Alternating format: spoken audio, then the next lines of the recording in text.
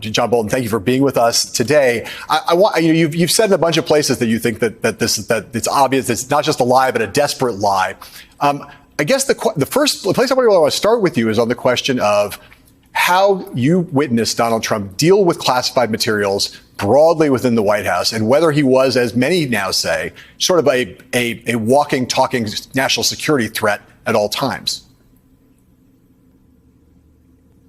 Well, I don't think he was a threat at all times, because the volume of highly sensitive information that he heard in 4 years is not reflected in what he divulged, I think, inappropriately.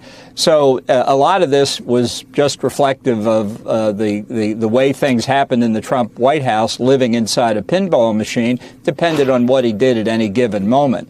But I don't think he cared about the classification system. I don't think he appreciated the sensitivity of this information, and he didn't appreciate the sensitivity of how it was often acquired, the so-called sources and methods. So this had been briefed to him before I arrived. It was repeated frequently. I think it simply had no impact on him whatever.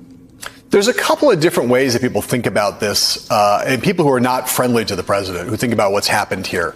And one of them is, Donald Trump, master thief, criminal, running some kind of elaborate conspiracy to bring things out of the White House and keep them secret for potentially for political or financial gain.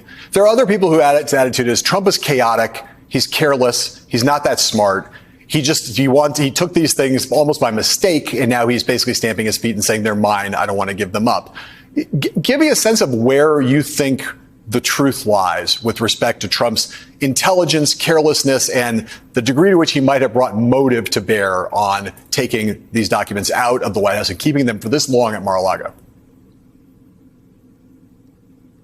Well, it's very hard to speculate on motive, other than that he liked cool things. He saw things so he wanted to take them, and he was pretty much able to take them, and not just on classified information matters, on all kinds of things that crossed his desk. Some days he liked to eat a lot of French fries. Some days he took classified documents. He wanted them. Why did he want them? Because he could get them.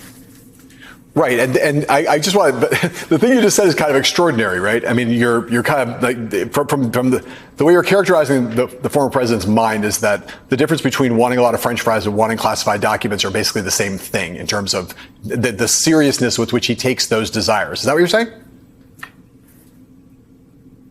Well, I would go back to Charles Krauthammer's analysis. I put it in my book deliberately. Krauthammer once said to me, and I think he said it more broadly, he once saw the president as an 11-year-old. But then he realized he was 10 years off. The president was a 1-year-old. That like 1-year-olds, everything is seen through the prism of, does this benefit me or not? And so I think that's it. If you attribute more to these complex conspiracy theories, I think you're overstating what you're dealing with. So I want to remind you about an incident from 2019, which I'll read from NBC News here, an Oval Office incident from 2019 that illustrates Trump's approach to state secrets as an ex-intel official. This is you. The president tweeted a picture of an Iranian nuclear missile launch site that showed a failed ICBM test launch that everybody acknowledged was a highly classified picture taken from space. Former National Security Advisor John Bolton, who was in Poland when it happened, told NBC News. He tweeted it out, and that, of course, declassified it by definition, but also showed what could happen when such a picture, even on a Twitter attachment, was then able to be analyzed by foreign intelligence services. He spent no time understanding what made something a secret and what we protected, a second former senior intelligence official said. So having had some firsthand experience with Donald Trump being promiscuous and careless with state secrets, to what degree does that cast any kind of, throw into any kind of perspective what we're seeing or might be seeing at Mar-a-Lago right now and in this case? Yeah. Well, to be clear, I was in Poland, so I didn't witness that one firsthand, but I heard about it from a number of people, and it was reported very widely.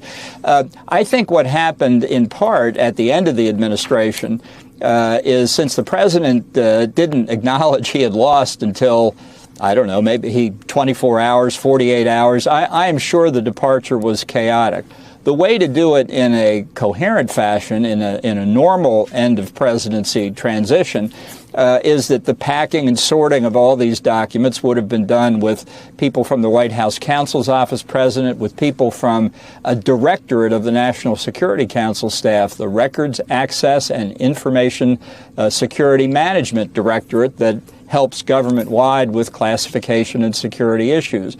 And if that had been done, mistakes could have been made. A document could have been included that shouldn't have been. Some might have been withheld that could have been released. It's all a human process. But basically, that's the right way to do it. That's like asking Donald Trump to change 40 years of habits and do something in a kind of coherent, organized fashion. But there is a clear way to do it, and it could have been done that way. So the Washington Post reported last week something that has alarmed people across the ideological spectrum, the notion that there are some of these documents that relate either top secret documents or other documents that were down at Mar-a-Lago relate to somebody's nuclear program, either the United States nuclear program or another country's nuclear program. I guess I want to start because this is obviously such a high concern for a lot of people.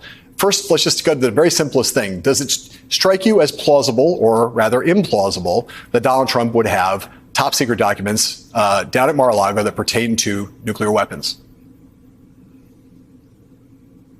It doesn't. Nothing would strike me as implausible that he might have grabbed at some point and put in a file somewhere. But I think it's important, whatever your view of this matter, not to hyperventilate about it. Just because a piece of paper has the word nuclear on it doesn't mean it's apocalyptic. These documents may be of the highest level of sensitivity, or they may not. We just don't know. So we could speculate all night here. I'd prefer that the Justice Department move as rapidly as possible as they can through this in order that as much as can be made and would be made public is done as quickly as we can, because otherwise the department is left out there twisting in the wind, to use a Watergate phrase, and it doesn't have adequate defenses against the political onslaught of Donald Trump. There's been reporting over the course of the time when Trump was in office and afterwards that he has a special fascination with nuclear weapons. Did you ever experience that in your interactions with him? If a president doesn't have a special fascination with nuclear weapons, then he's not competent to be there. This is the single most important issue that a president needs to be ready to decide. So any president who wasn't interested deeply in nuclear weapons, I would be worried about.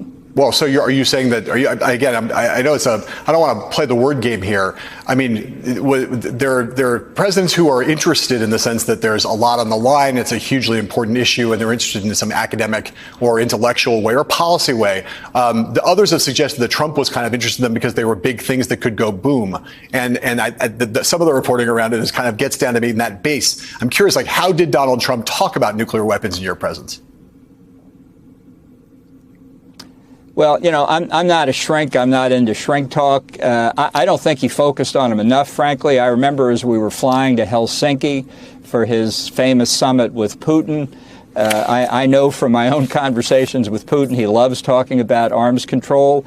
The New START treaty is still up for potential renegotiation. I wanted to try and brief Trump on what Putin might raise in some of the issues, and I wasn't terribly successful because we were watching the FIFA World Championships on the television set in his office on Air Force One. Fortunately, it didn't come up much in the meeting with Putin, but that's a case where I wish he had paid a little bit more attention to nuclear weapons. I mean, you've said two things here that maybe they're not in conflict, but they strike me as like being slightly in conflict. One of which is, like, don't hyperventilate. Trump is capable of anything. There's nothing he's not capable of. Anything's on the table.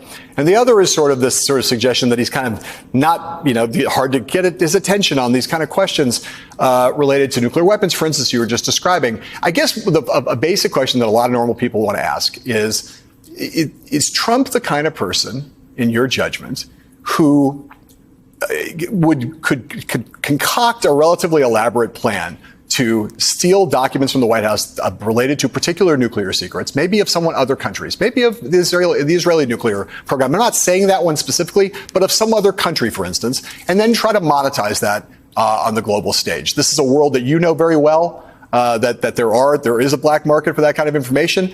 Is that the kind of thing, knowing Donald Trump and seeing him operate, that you think, yeah, that's something Donald Trump might do? Or do you think that's just really beyond the ken of this man? He's not that sophisticated. He's not that smart. He would never be able to pull that off. I don't think he's capable of holding an attention span that long. So the notion of something even that simple, you think, is beyond him. That it strikes you as more like that his accumulation of these documents is more a childlike desire to have stuff, as opposed to an engineered plan to try to monetize, capitalize either politically or monetarily on these secrets. That's what you're saying, I think. Well, look, I have to say, I'm a lawyer. I have to confess. I want to see the documents. If I could see the documents, I could give you an answer to that question. Am I as capable as anybody else you've had on here of speculating what those documents may say? Sure, but it's to no purpose whatever. What's your concern level right now, given what we know about just at the classification level of these documents? Are you concerned, as some people are, just that there's an imminent threat to national security that was what drove Garland to do this? Does that worry you, knowing how dangerous the world is, and knowing what some of those documents could pertain to, given their classification level? Yeah, look, the documents that were marked top secret SCI material could be very damaging, or they could have been leaked to the New York Times 2 years ago. In other words, are those documents a current problem today? We don't know.